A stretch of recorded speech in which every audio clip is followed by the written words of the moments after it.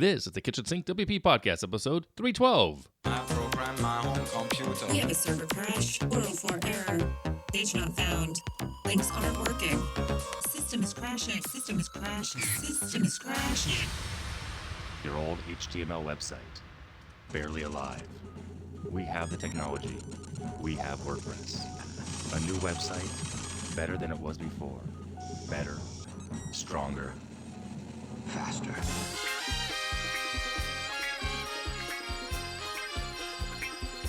We have the technology.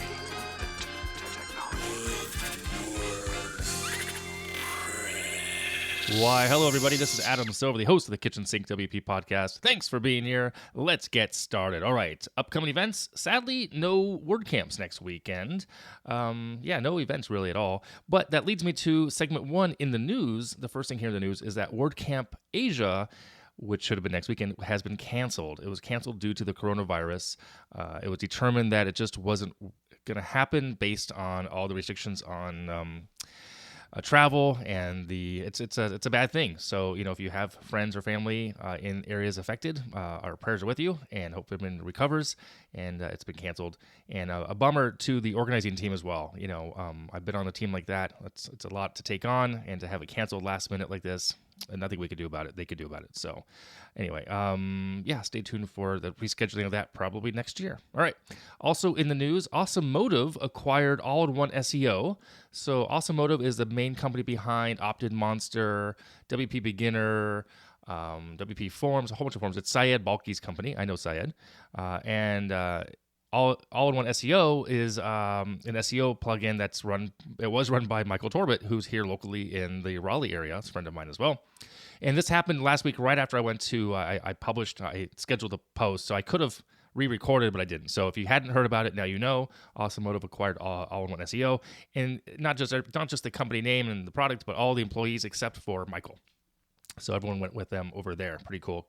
Congrats to everyone there.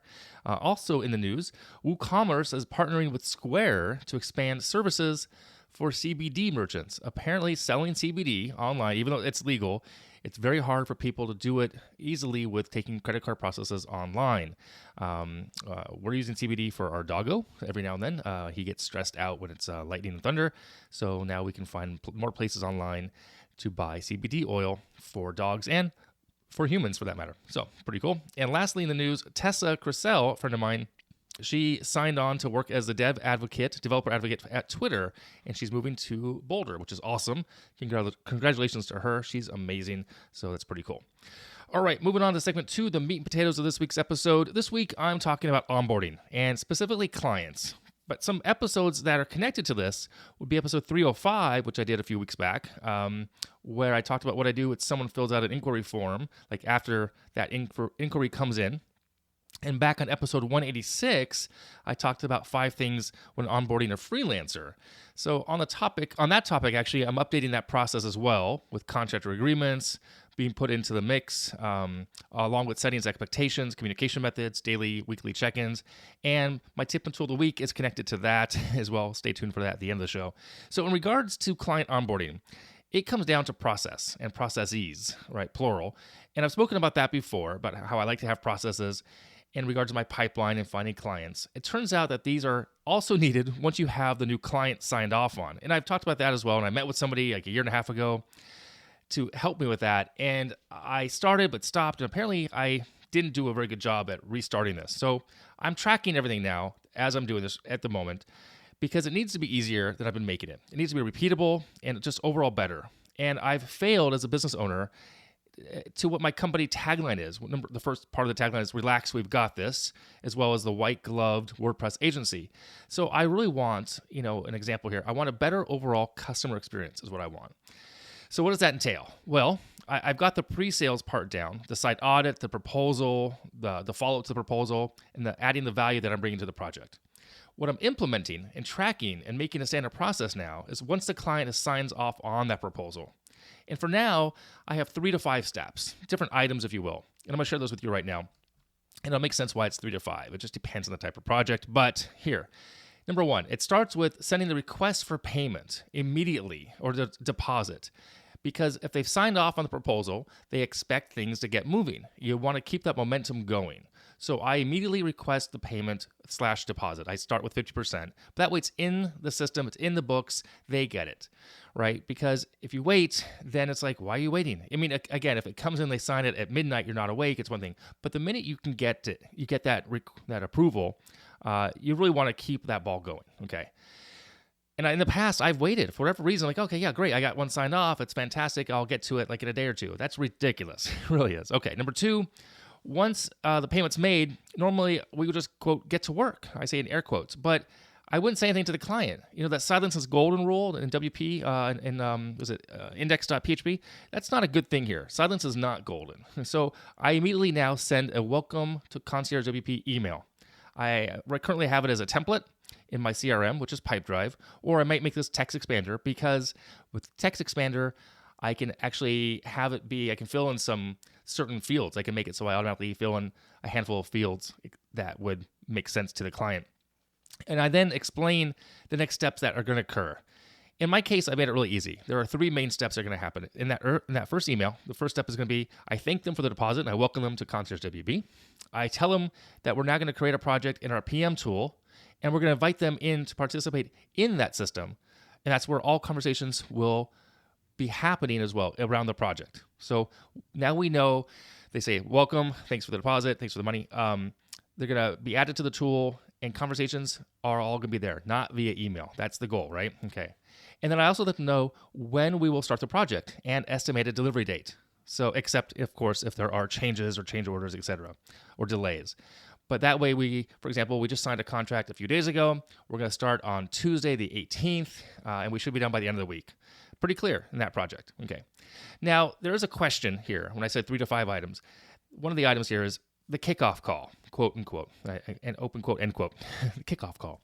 And I'm working on that because it varies based on the project. If it's, quote, just maintenance, end quote, versus an entire site build and design, it's just a different choice here. Now, if it's a brand new site that we're developing, then I'll have the client call with a designer more than likely and the client. Because during early scoping discovery, I want to make sure that the client gets heard from the design perspective. I'm not a pure designer nor a pure developer. I can do a little bit of both, but it's not how my business is set up. And it's better for the designer to hear the client's wishes and wants directly, in my opinion, really is.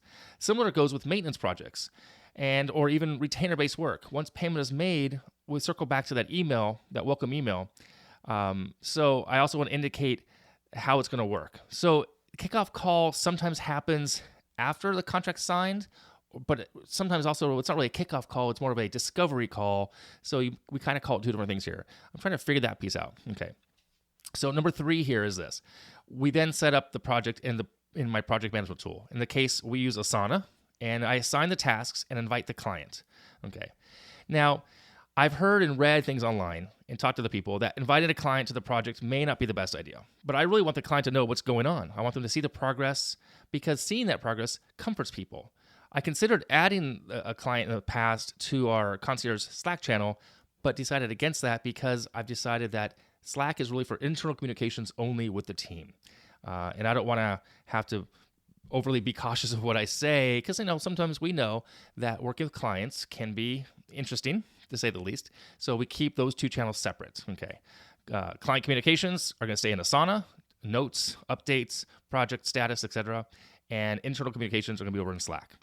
So now moving forward, my goal is to over-communicate with the client, not let things slip through the cracks, because that's on me again. I own the company.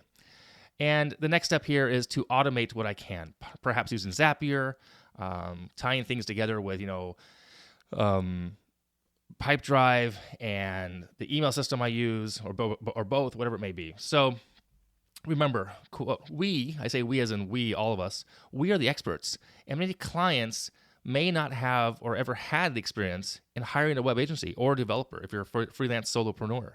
So you need to be clear and you need to be easy to communicate with them.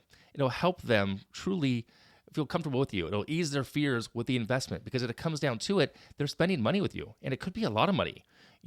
Even if it's $1,000 to them, that could be a lot of money to that person.